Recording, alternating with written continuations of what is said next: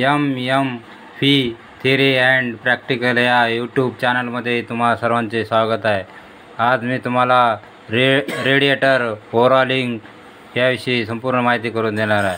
तर रेडिएटर तपासणी, तर रेडिएटरमध्ये कोणतेही गळती, पिनचे नुकसान किंवा ट्यूबचे नुकसान आहे का ते तपासणे, खराब भागाची दुरुस्ती किंवा बदल, गळती दुरुस्त करणे, खराब पिन्स किंवा ट्यूब बदलणे, गॅस्केट बदलणे, रेडिएटर साफ करणे, तर रेडिएटरमधील कचरा, साठलेले पदार्थ साफ करणे।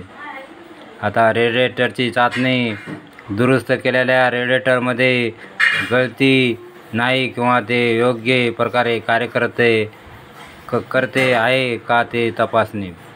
रेडिएटर ओव्हरऑलिंगची गरज, रेडिएटर खराब झाल्यास इंजिन जास्त गरम होऊ शकते आणि इंजिनला नुकसान होऊ शकते, त्यामुळे रेडिएटरची नियमित तपासणी करणे, गरज भासल्यास ओव्हरऑलिंग करणे आवश्यक आहे। रेडिएटर ओव्हरऑलिंगचे फायदे, इंजिनचे संरक्षण, रेडिएटर योग्य प्रकारे कार्य केल्यास इंजिन जास्त गरम होण्यापासून संरक्षण होते। इंधन कार्यक्षमता, रेडिएटर योग्य प्रकारे कार्य केल्यास इंजिन अधिक कार्यक्षमतेने काम करते, त्यामुळे इंधनाचा खर्च कमी होतो।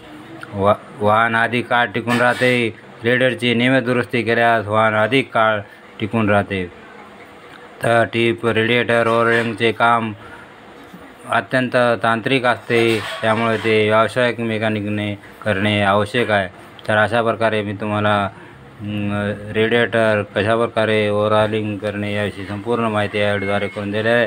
तर असेच नवीन व्हिडिओ पाहण्यासाठी माझ्या YouTube channel Ramchandra MMV theory and practical या यूट्यूब चॅनलला लाईक अँड सबस्क्राईब करा, जेणेकरून तुम्हाला पुढील व्हिडिओच्या सूचना प्राप्त होतील। धन्यवाद।